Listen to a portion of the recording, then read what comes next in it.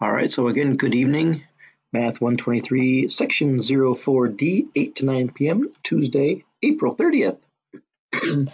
And just a couple of announcements with our last lesson. We have webwork 16 and quiz 7 due tomorrow. And then the webwork 17 is due a week from tomorrow, but you want to do it before you take your exam. So, I would do it in the next couple days. And then the review quiz, do that before you take your exam. Remember, you can do it as many times as you need to get 100%. So I would do that, and then make sure that your exam is scheduled, because all the classes in this format and online will be taking their final exam also at the same time. So if you have not scheduled it yet, good luck scheduling it. You should do that as soon as we're out of class tonight. All right. So today we're looking at section 17 called Polls and Margin of Error. And starting on page 225, it says here, polls are used to gather information about a population. Often, population sizes are too large to ask every individual person, so a sample of the population is asked instead. The population in a poll refers to all the people or objects whose properties are of interest. The sample is the subset of the population used to actually represent the population. So the sample is the actual people who got surveyed or took the poll.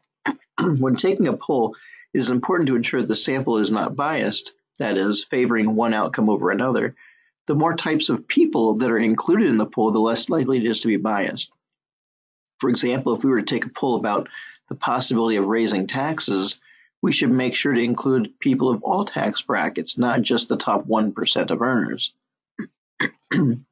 So here in the Connect section, it says classifying polls. Consider each sample to determine whether the resulting poll is fair or biased, and then validate your choice. So it says the school newspaper is gathering opinions about average time spent on homework. A reporter sets up a table in the cafeteria and asks everyone who walks by how much time he or she spends completing homework. So do you think this is fair or biased? Is it going to represent the whole population of the school or not? Kelsey says fair. Haley does too. Anybody else have an opinion?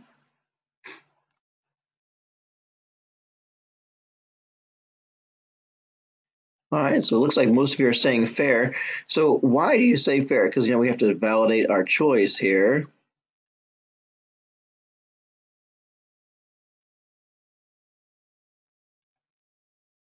My gosh, that looks worse than a kindergartner's handwriting, doesn't it? I'm writing with the mouse all the time, so.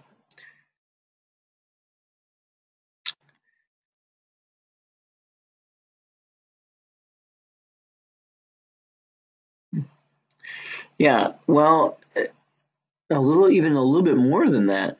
So remember, they're sitting up in the cafeteria, right? And so every student needs to go to the cafeteria so that, yes, they're likely to get a good variety of participants and viewpoints. So if you remember being in school, yeah, everybody has to go to the cafeteria during lunchtime or whatever, at least to get their food, or just about everybody. And so if they ask everyone who walks by, then they're pretty much getting the whole population of the school. And number 2 says, a student is weighing the pros and cons of creating additional playgrounds in the city, so she visits a playground near her home to gather opinions. What do you think of that one? You got in there pretty quick with biased. So why is this one biased?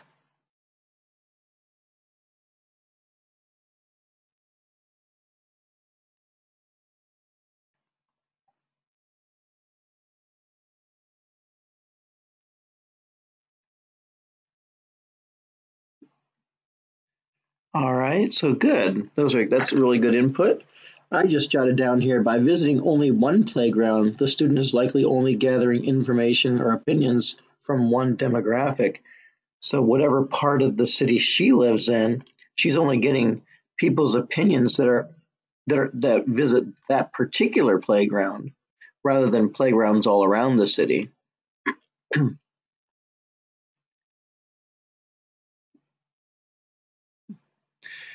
Okay, so let's flip the page and look at polls and margin of error some more.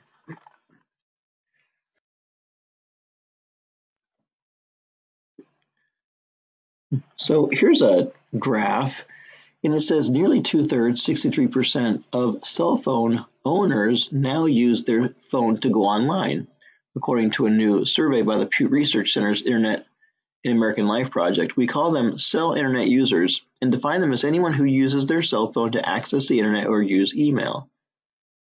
Because 91% of all Americans now own a cell phone, this means that 57% of all American adults are cell internet users. The population of cell owners who use their phone to go online has doubled since 2009. We have this chart here. It says almost 2/3 of cell owners go online using their phones. Among cell phone owners, the percent who use the internet or email on their phone, and it shows the different years and months. The source is the Pew Internet in American Life Project Spring Tracking Survey from April 17th to May 19th of 2013. And it shows N equals 2,076 cell phone owners ages 18 and above. Interviews were conducted in English and Spanish and on landline and cell phones. The margin of error for results based on cell phone owners is plus or minus 2.4 percentage points. So it says, where did the poll come from and is it fair? So where did the poll come from? Who did the poll?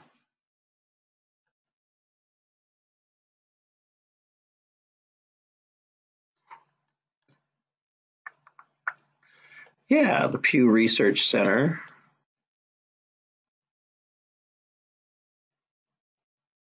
So Pew Research did the poll. We want to know, is it fair? Was the sample random, basically?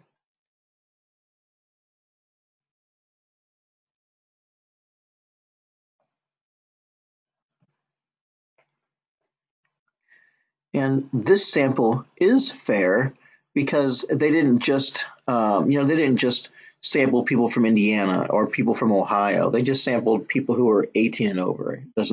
It's just Americans that were 18 and over, so it is fair. It's just the general public. What population is represented by this poll? In other words, who is represented here? So who is this poll representing? All right, so not just people that are 18 and over, that's part of it. So 18 and over.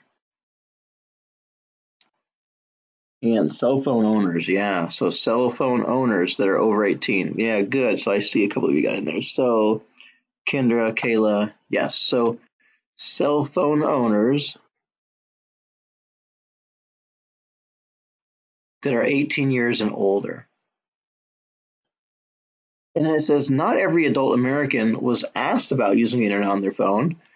Studies like this take a sample. What is the sample and how big is it? So the sample again is the cell phone owners that are 18 and over. And then how many?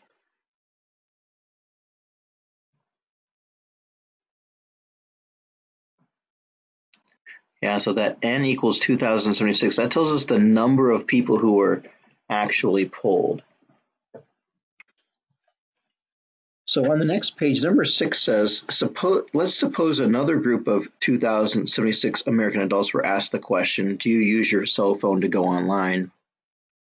Would the percentage who said yes always be the same or would it vary? Would you get 60, in other words, it says, would you get 63% again if you asked 2,076 other people?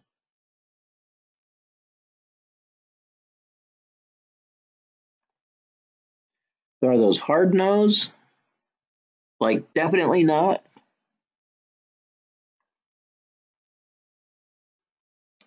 Kaylee says it's a hard no. Nope, not ever going to happen again.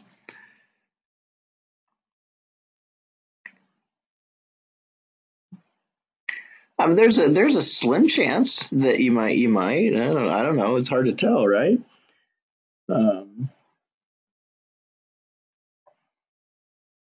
Yeah, it would probably always vary. If we're gonna say no, it would vary, right?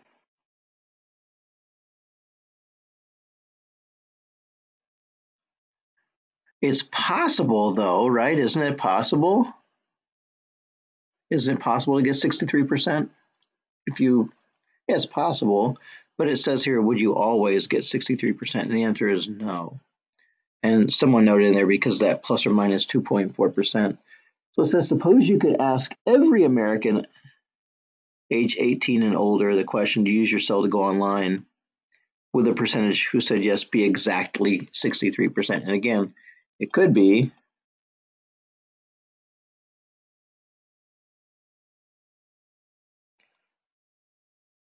Probably not, though. Once you start introducing more people, it could change that percentage. So it could be 63%, but it probably isn't. You like that? That is a very specific answer. Yeah, it could be. All right. So it says here the idea that different samples of people polled will have different proportions of positive responses raises the question, how close to the actual population proportion is the reported 63%? So it says here polls should report a margin of error because the possible variation in responses from sample to sample. The margin of error gives an approximation of how far off a sample's reported percentage might be. And it says here what is the margin of error reported for this particular article. And that was that plus or minus 2.4 percentage points.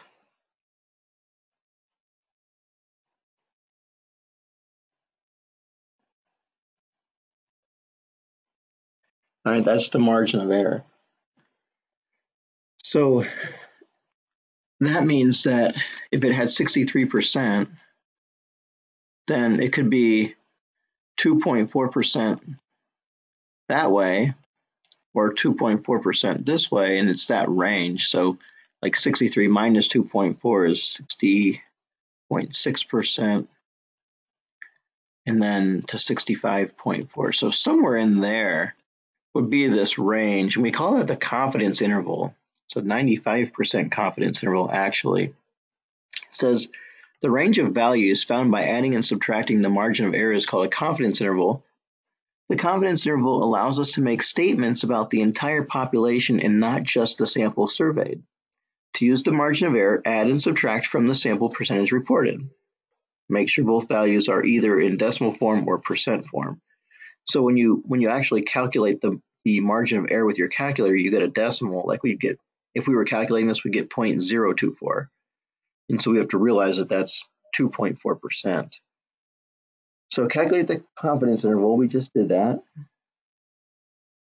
60.6 to 65.4%.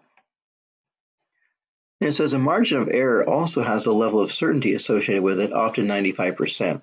This means if the same poll was repeated many times, we'd expect the outcome to be within the confidence interval 95% of the time. So let's say we did this poll 100 times, 95 of those 100 times, the people who said yes, they're cell internet users, would fall between that range of 60.6 and 65.4% of them. So if we were going to make a statement, we would make a statement like this one. So there's a couple of components. We are 95% confident, so that's component one, that the true proportion of all internet or cell phone owners that use the internet, so it's like what percent of whom and what do they do and what is the range.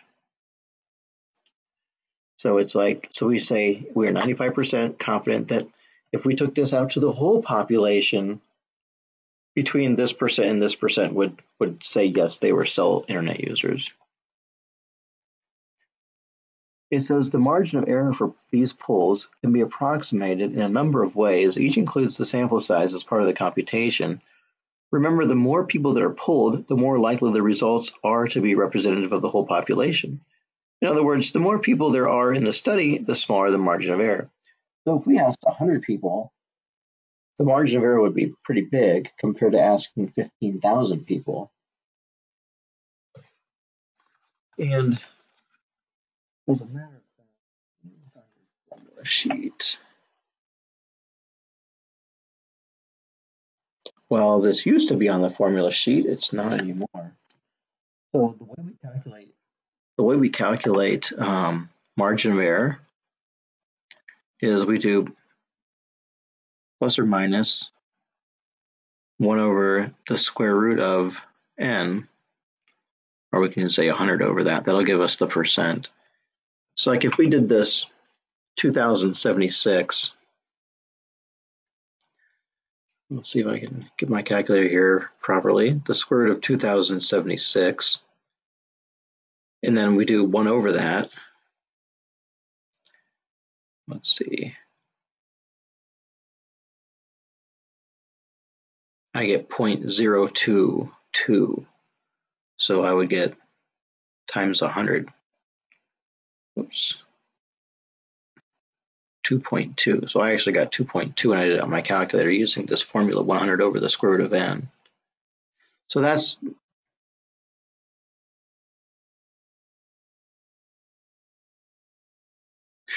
a formula we can use to actually calculate the margin of error. It's just it's pretty close.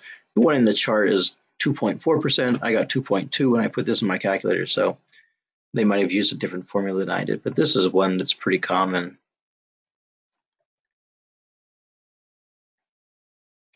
All right, so let's connect this and see where it leads us.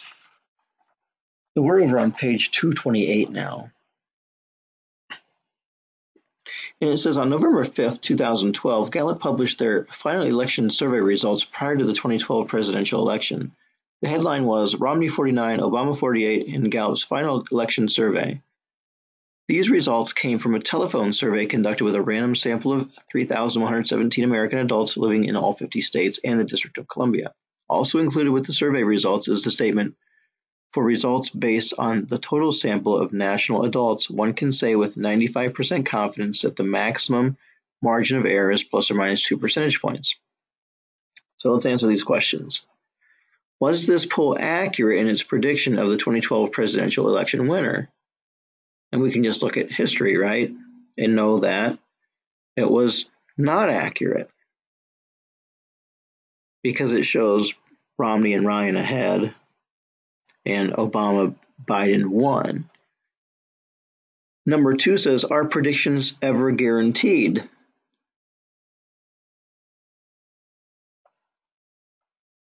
No, and I need an explanation. Why not? Why are predictions never guaranteed?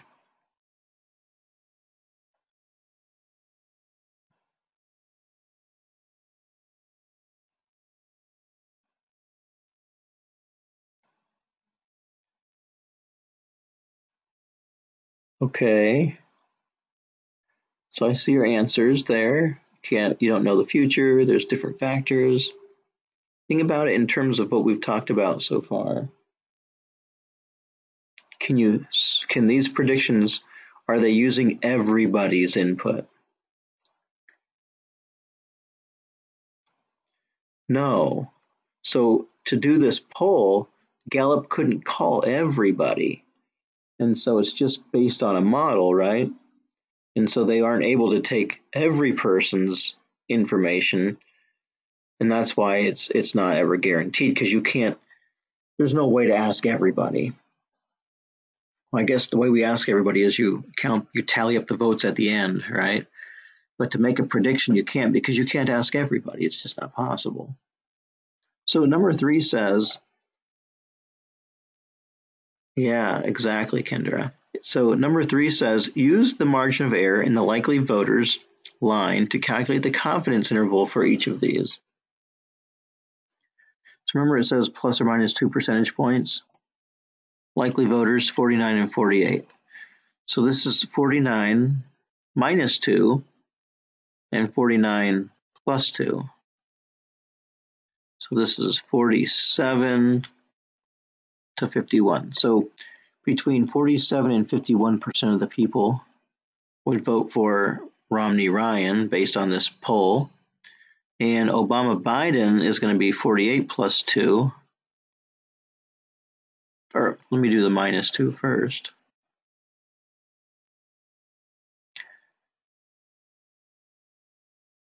And it is 46 to 50.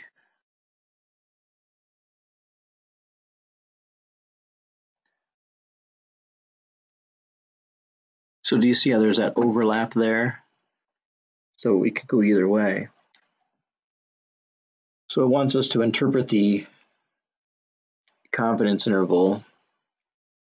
That wants us to make a sentence. So let me make my sentence. So remember, we're going to have these components. We can say with 95% confidence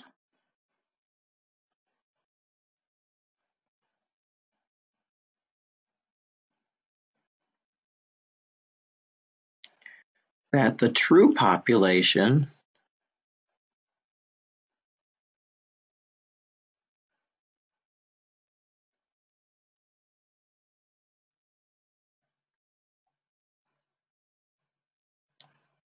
of, and we're looking at the likely voters,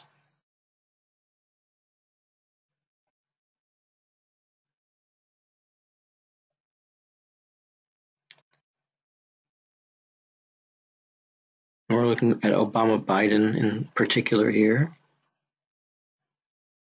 So we're looking at the true population of likely voters that would vote for, what would they be doing?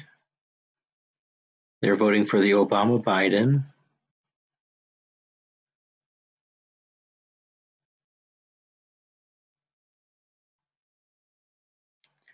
Is, where's the range? Well, it's between 46 and 50%.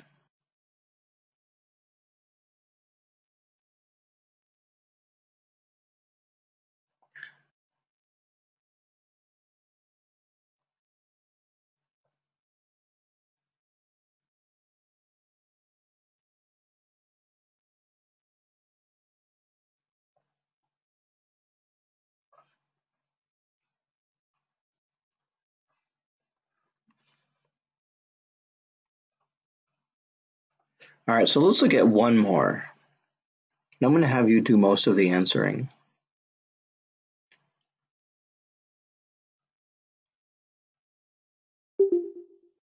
All right, so I'm going to read through this with you, and then you guys are going to answer the questions. So this is over on page 230. It's the Teens Social Media and Technology Overview from 2015.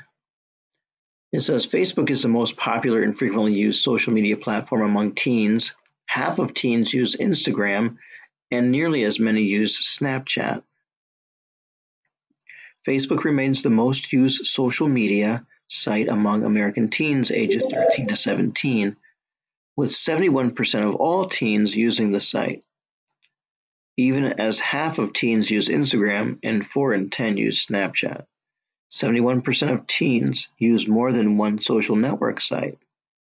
Teens are diversifying their social network site use. A majority of teens, 71%, report using more than one social network site out of the 7 platform options they were asked about. Among the 22% of teens who only use one site, 66% use Facebook, 13% use Google+, 13% use Instagram, and 3% use Snapchat.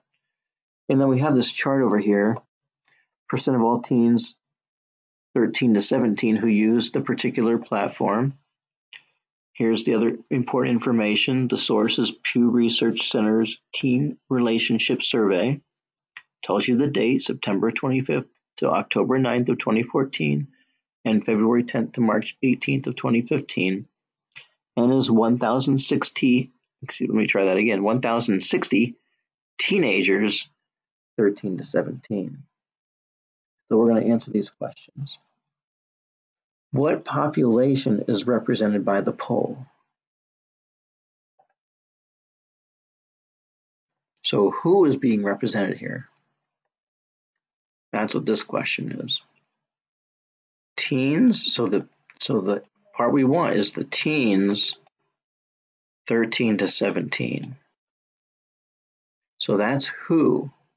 Now, what is the sample size? How many? And that's where the 1060 goes. So it's who, how many, and then it says if the 95% margin of error is plus or minus 3.07%, calculate a confidence interval for the proportion of teens who use Facebook. So here's the proportion who use Facebook, 71%. So we're going to subtract 3.07 and we're going to add 3.07.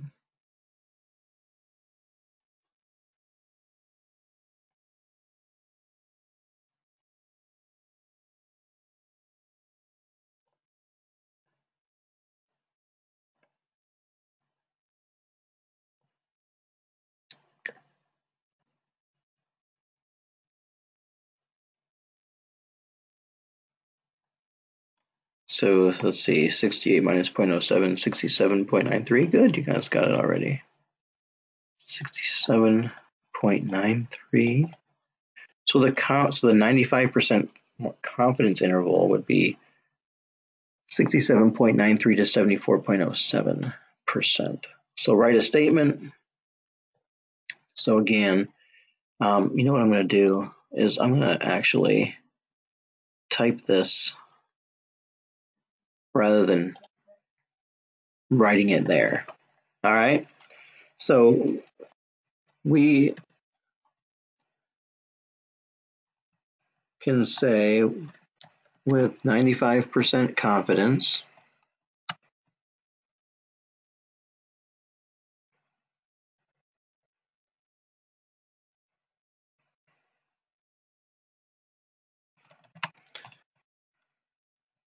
that between 67.93% and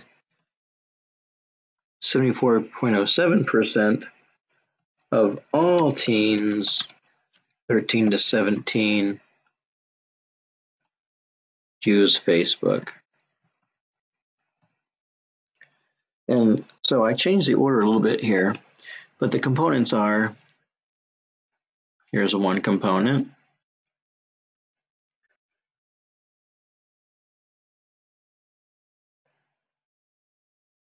Here's another component.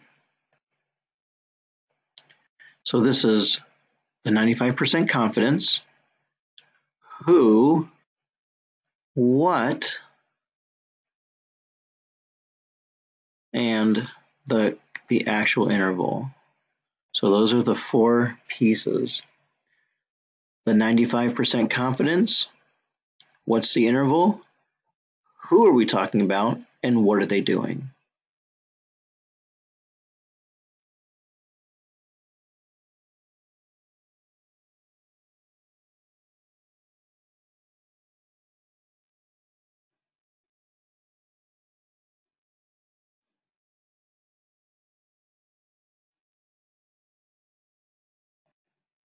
All right, so this last question I have says, can we conclusively say that teens use Tumblr more than different social media site?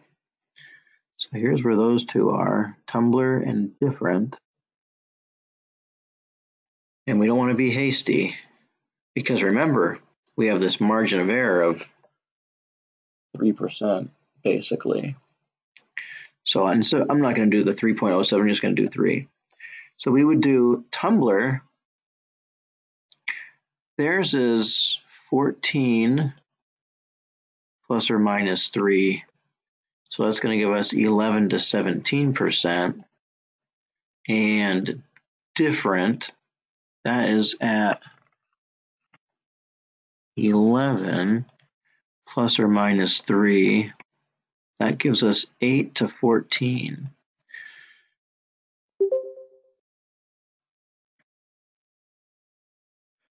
since they overlap,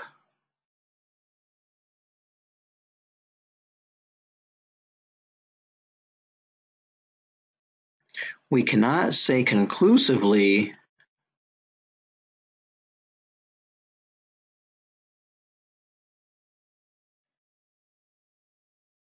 that one is used more than the other.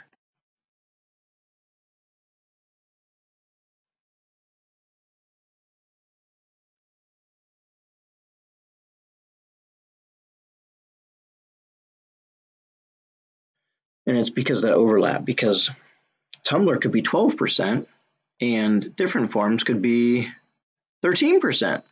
We don't know because of that range, because of that error.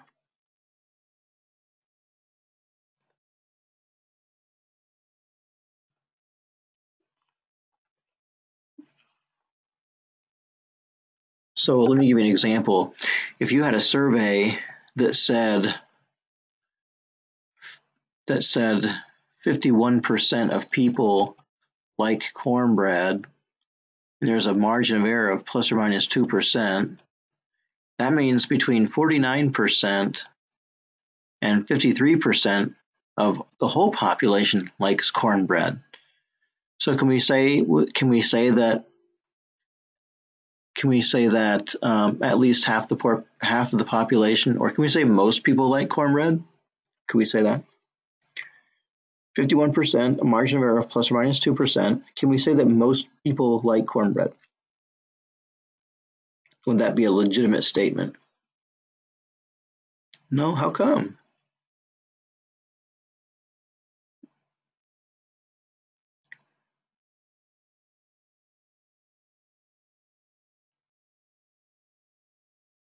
It's roughly half. It could be 49%, right? So if it's 49%, then we can't say most people. If it's 53%, we could say most, because that's more than half, right?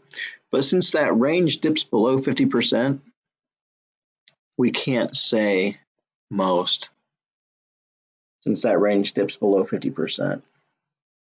Now, if this were 53, that would make this 51 and 55. Then we could say most people, because the range is above 50%. Okay, so plant that in your noggin, you might see it again.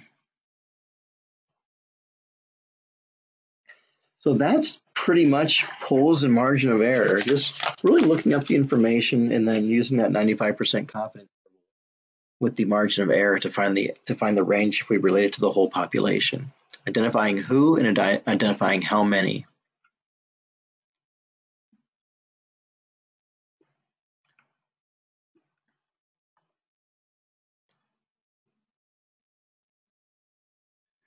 Well, most is more than half, right?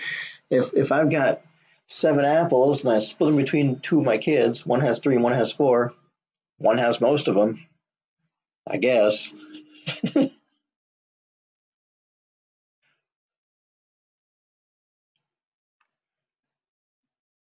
All right. Any other questions on this? That was section 17, short and sweet. A nice way to end it, I guess.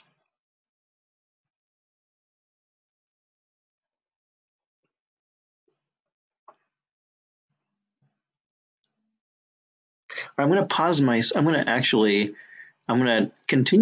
to put this little first part of the review on this recording, but I want to pause my screen for just a second, okay?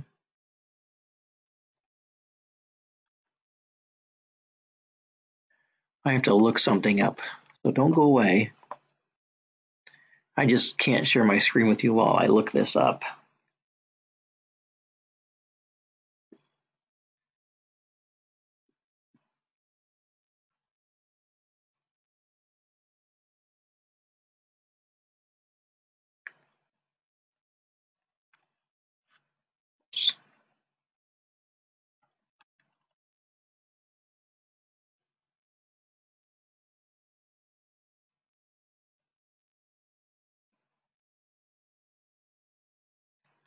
Okay, so exam 3 is a cumulative final exam over all 3 units.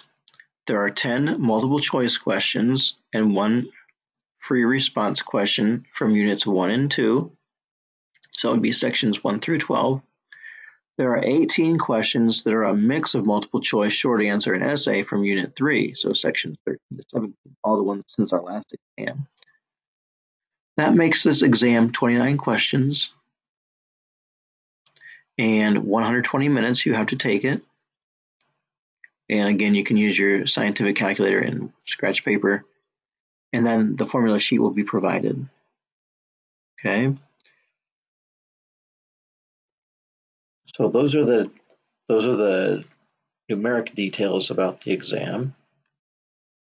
29 questions, 120 minutes, 11 questions from prior work.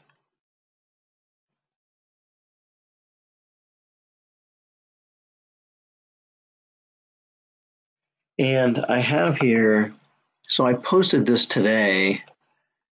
It's this review. It's from a previous semester, like it says here, fall of 2018.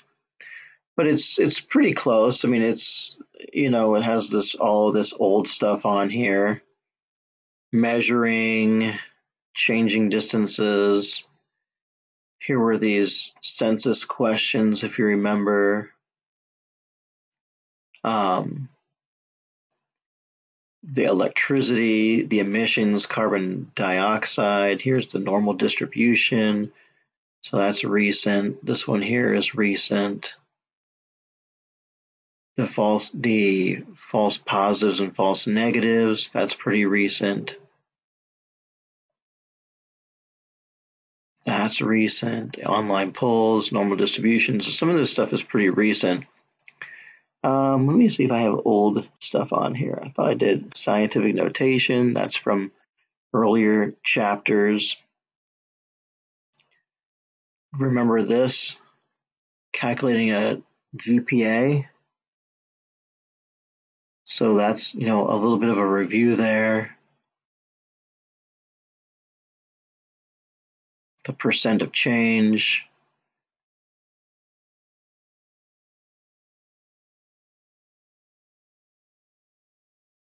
And then the exponential growth and decay, relative change, looks like that one is.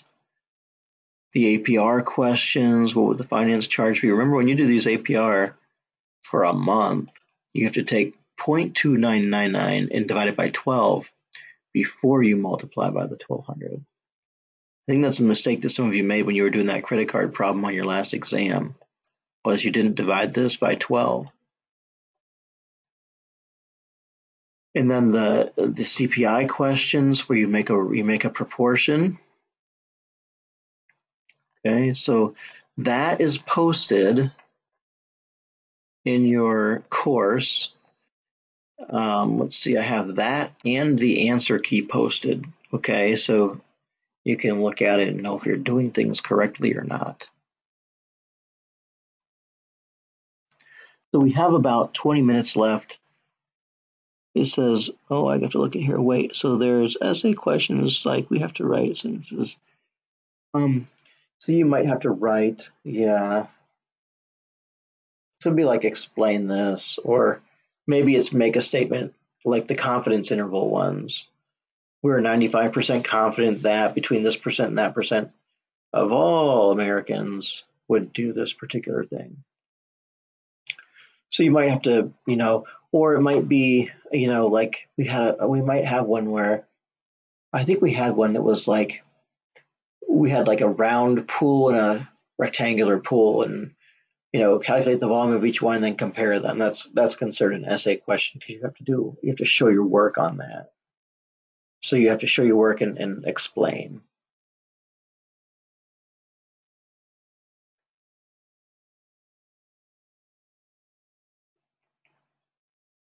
And again, you'll have that formula sheet given to you by the test proctor.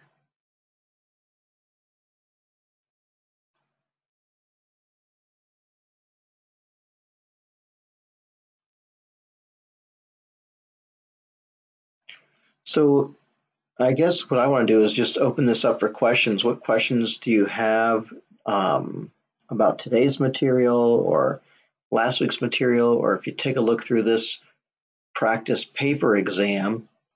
And this of course is not for a grade and won't be turned in. It's just an extra resource for you so I can pull it up on my screen. Any questions on these four that are showing?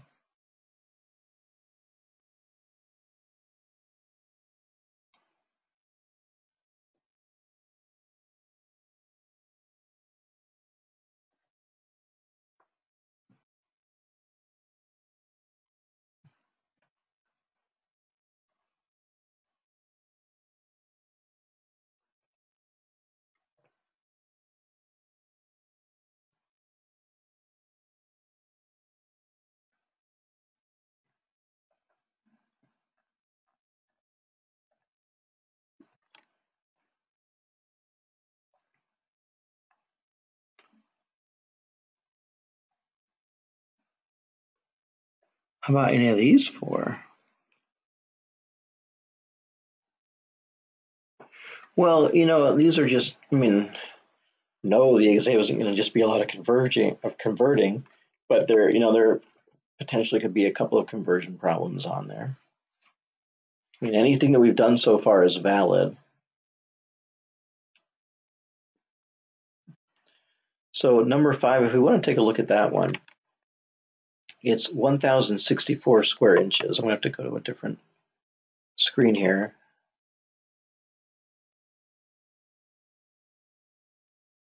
So 1,064 square inches. We're going to convert that into, what did it ask us for? Whoops, wrong one. Sorry about that.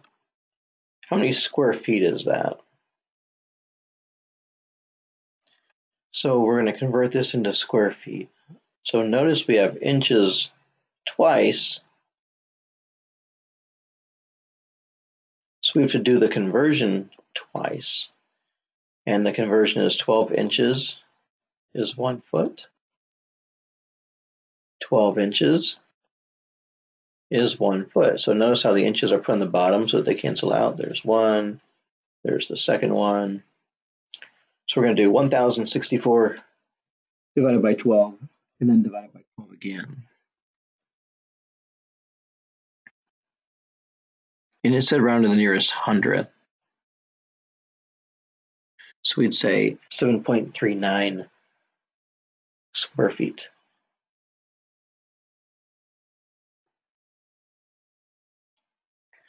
So that's how we do it. Whatever units we want to get rid of, make sure they show up on the opposite side of the fraction bar.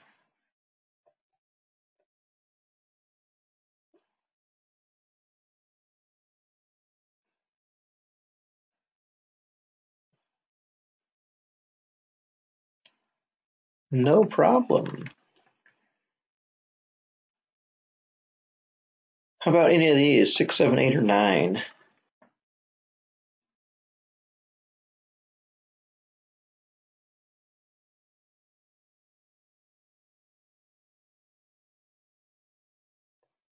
Remember on this here, you have to convert so you have the same unit. You can't do 10 feet, 6 feet, and 40 inches. You have to make that 40 inches into feet.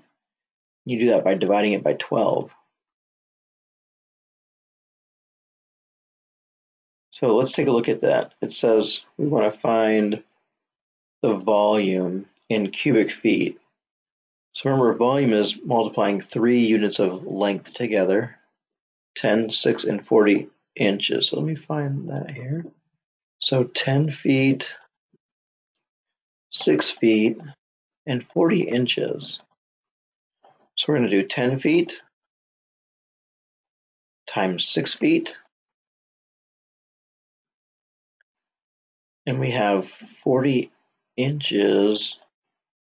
We have to convert the inches piece into feet. So 12 inches, 1 foot. So if we don't use the decimal, if we actually just use the fractions, it's going to actually work better for us because we can reduce this 6 into 12 is 2, and then we can do 2 into 40 is 20. We get 200 cubic feet.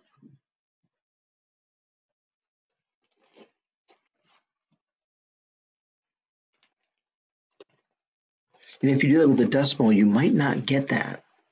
So just set it up like this with the fraction.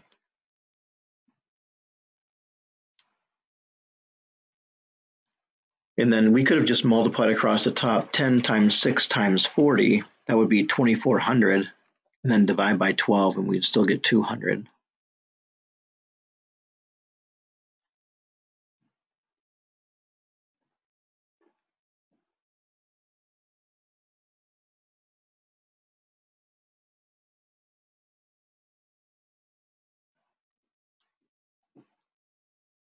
Okay, any others?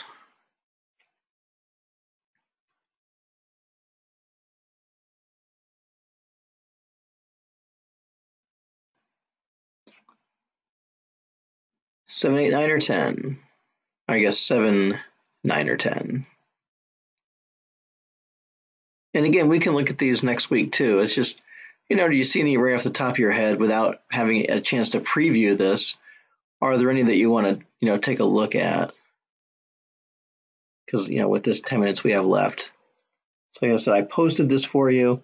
It's in Module 8. You just have to click through and find it. And then what I can do is answer other questions too. If you have a topic you want to review, we can do that on Tuesday.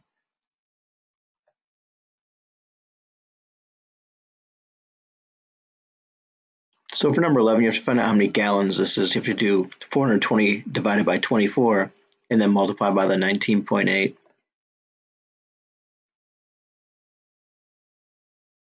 So this one, number 12, gives us some data and it wants us to make some comparisons. What does it say?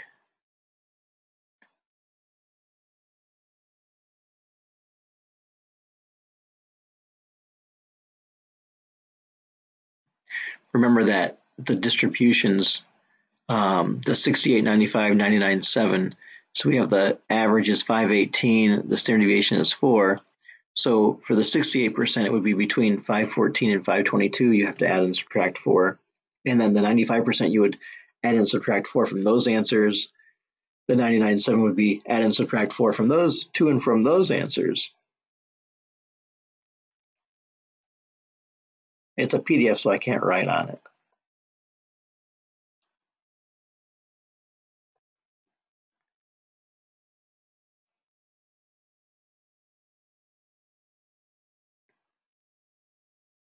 So this one you'd add and subtract 2.2 twice for number 14.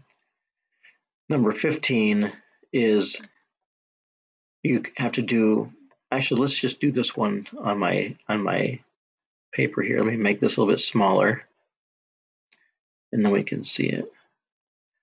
So we would do 340 watts. Then we're going to change that into kilowatts. So 1,000 watts and 1 kilowatt. So we change it to kilowatts. Then we're going to do the time. How many pounds are produced for 3 hours? So 3 hours. And then for electricity, it's 1.37 pounds of CO2 per kilowatt hour. So the kilowatts cancel, the hours cancel, the watts cancel here, and we're left with pounds of CO2. We would do 340 times 3 times 1.37 and then divide by 1,000. Let's see.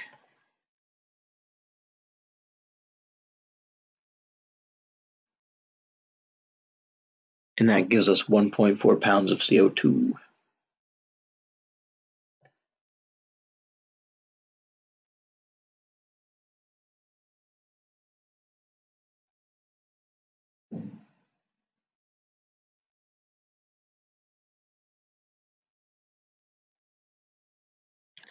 So remember, this one here, we're going to put 1,700 in the middle, and then we're going to add 200, add 200, add 200 going to the right, and subtract 200, subtract 200, subtract 200 going to the left. And then we could answer those questions. Calculate the z-score. That one is using the formula on your formula sheet. Remember that formula was z equals the data point minus the mean divided by the standard deviation. So for part B, we would do the data point, 1300, minus the mean, which is 1700, divided by the standard deviation, which is 200. We get -2. So that's the z-score. Oops, sorry about that. And then when we do the generates more than, remember that's when you have to look on the chart to find the percent. And remember that this percent that's on the chart is actually the percent that's less than that value. So you look up the opposite one to find more than that value. Yep, you'll have plenty of scratch paper. You might have to ask for it. They're not going to go, hey, here's 10 sheets. But, you know, if you need more than they give you, just ask.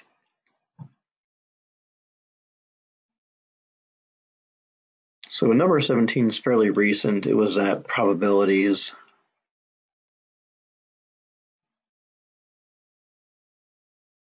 You know, get the totals in there and then answer the question.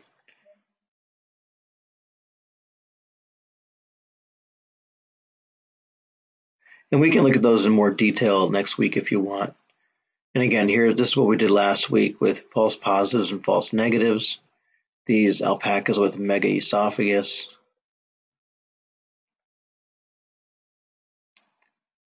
Wait times. That was pretty recent.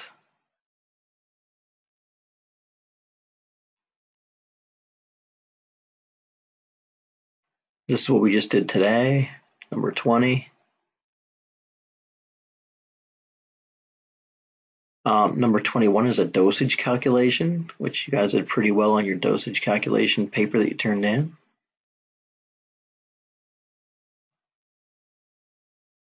And that's another normal distribution one.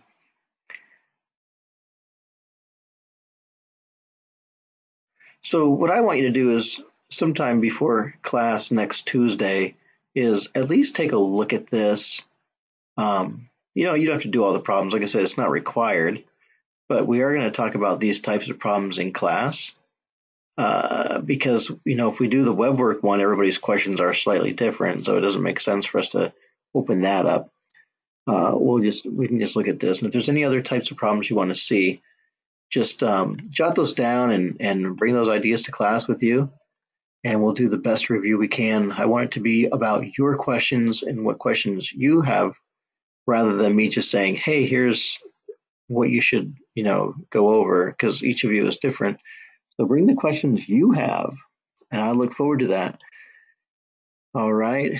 It's been an exciting time with you guys. I really enjoy your participation.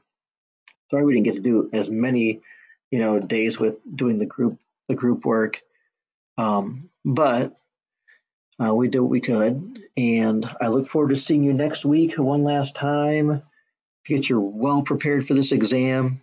If you haven't scheduled it yet, you better do that like right away tonight. And yeah, I will see you next week.